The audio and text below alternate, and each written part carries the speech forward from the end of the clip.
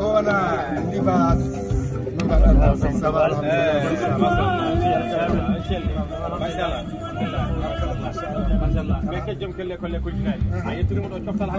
machallah holko woni ko ɗo gonɗen e galle Chambil Aboubacar kono dillini meɗen paaɗen ko toon wiyete Tiggeri Yene ko sukaɓe yontaɓe guenaar kamɓe tigi juɓɓini ñalawmaji tati ɗi woni le 7 et le 8 et le 9 lewru witeɗo août oɗo paaɗen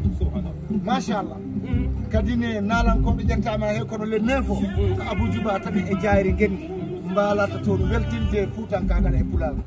ɗum noon eɗen gandi so wiyama ɗum ummade Wourossogui ha Matam ha mbiya ɗo woni cubalel labbaji ha basuji ha ɗo wiyete togomaji e takkomaji wuuro Ousmane Youssouf Sira walla ko wuuro Mba Oumar Yero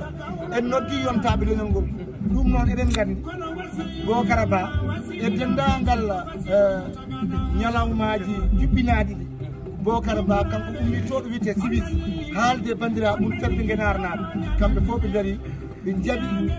wadde festival artirde fina tawa men ubbitde fini fulɓe e ɗum noon Abou Yero Penda Thiam mbe sikki a mankata nde non ke joom kelle golle kojiraɗe aɗa andi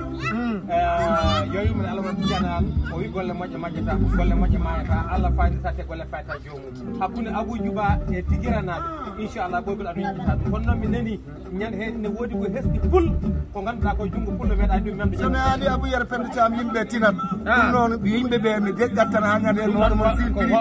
hol jour ko le 9 Tiggeri Yene eɗen jiɗɗar jayri ngendi e Abou Djouba de e yontaɓe tiggerenaɓe woto haal heddiɓe nono miɗe etta